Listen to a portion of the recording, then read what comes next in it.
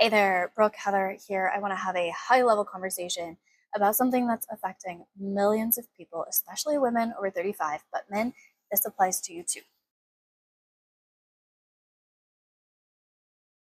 We often blame brain fog, mood swings, fatigue, and memory lapses on hormones.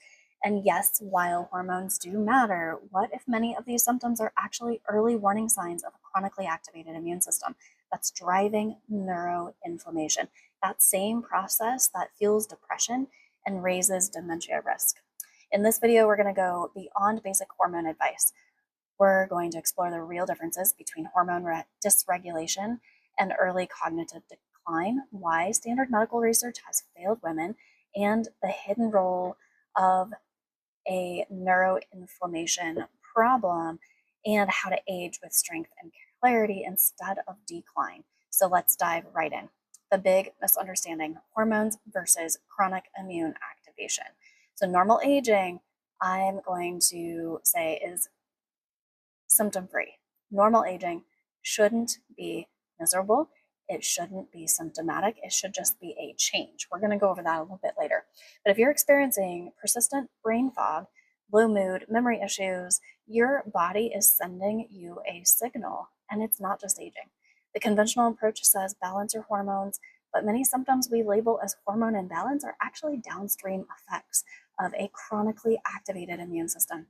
The immune system overdrive creates this neuroinflammation that I mentioned, and you can look and feel a lot like a hormone mess. But these key learning points, we're going to discern the difference here. So, hormone related symptoms usually fluctuate. They get worse with your cycle, or what would have been that time of month for women no longer menstruating, or stress, or poor sleep, but often improve when you fix these root causes. Whereas early dementia signals tend to be more consistently present and progressive, repeating questions, getting lost in familiar places, personality shifts, or struggling with familiar tasks. Those are all the signs that we know about for this early dementia signals, right? But the overlap in hormone imbalance and neuroinflammation is huge. So this begs the question: how do we tell if we have neuroinflammation? There are a few ways that we can determine this here at Restorative Naturopathy Clinic and Lab, and low cost at that. I'm really excited to share that with you. If you reach out, there's a few ways we can do that. But first, some things for you to glean some insight from right now are these hidden drivers of chronic immune activation. The major upstream causes are leaky gut and compromised blood-brain barrier. So if you have leaky gut, you have leaky brain, these unwanted things into the brain.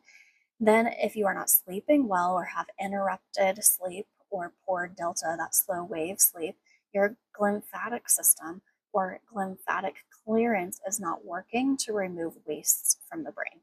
Then there's chronic stress and years of elevated cortisol that causes deterioration in the brain and the nervous system. Micronutrient deficiencies, obviously, and we all have them. Not just micronutrient, but nutrient deficiencies in, not even, I should say, I should discern the difference, or differentiate between insufficiencies, which we all have, and deficiencies, which we also have, but there's a difference in the way that we look at those two things. I won't go into that here, but oftentimes, you'll be tested like through the blood for heavy metals or nutrient insufficiencies or deficiencies, and it shows up just fine. But if you look at symptoms and you do some of these other tests that we do, especially based on the heart, you can very clearly see that you're insufficient. It might not be diagnosed as deficient, and that would be the difference. Okay, moving on.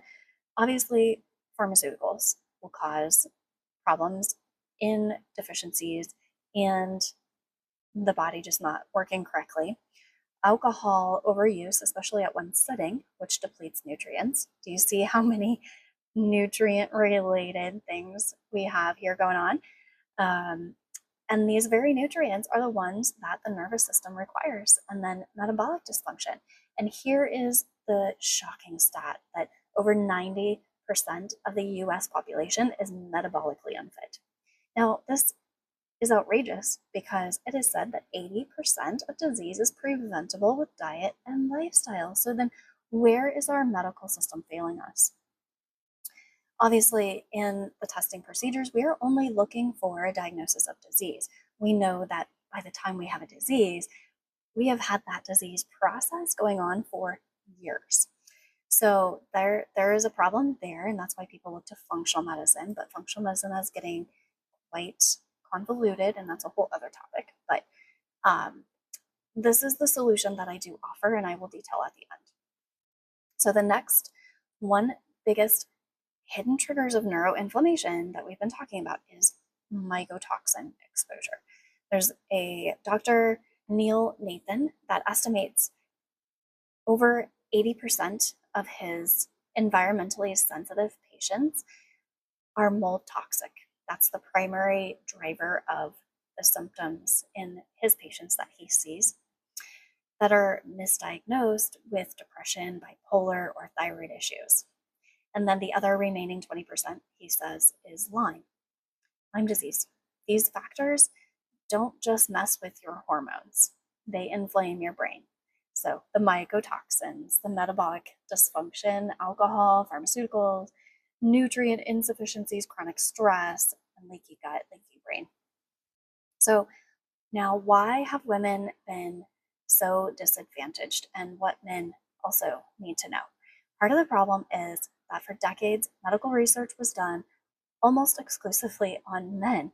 Women were excluded from many clinical trials until the 1990s.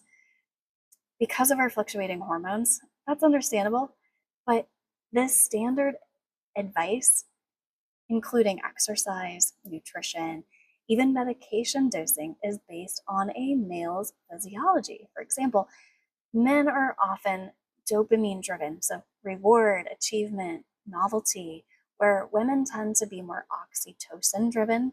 We're about connection, bonding. We're the nursing mothers, right? We need safety. Our stress reduction looks very different than a man's.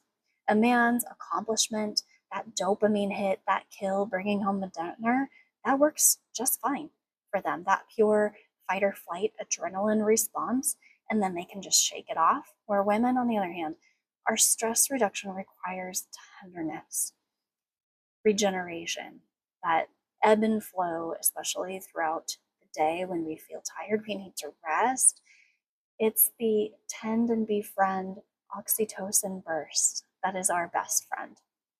So I just find that really interesting, and I wanted to share that like really basic neurochemical based physiological difference between men and women.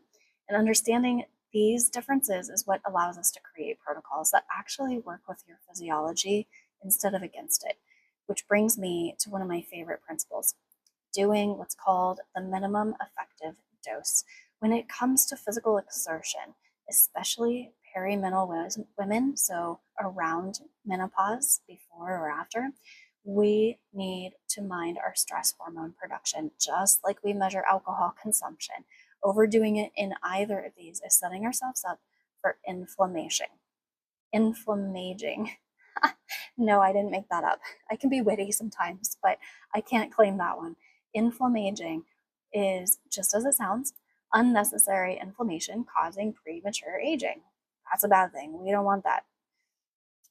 So you don't need heroic workouts or extreme protocols, especially as a woman. So if you're a man listening to this, please be gentle with your woman.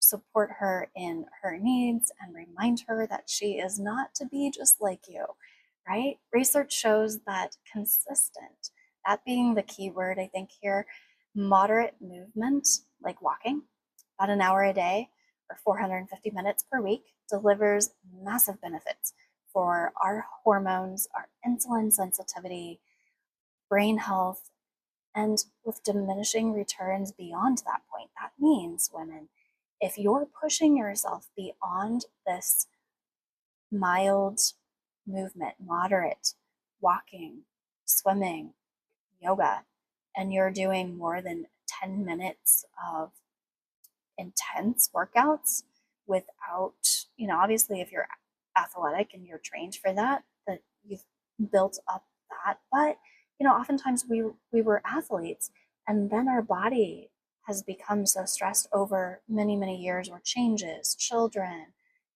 uh, life, moves are even very stressful. And we think that we can do the same things as we always have, and we push ourselves to. And especially with athletes, that training mindset of just push through it, do more, is really unhealthy, and we really have to unwind that belief system. So combine that with addressing these root causes that we've discussed of neuroinflammation, and you'll create real hormone harmony and protect your brain.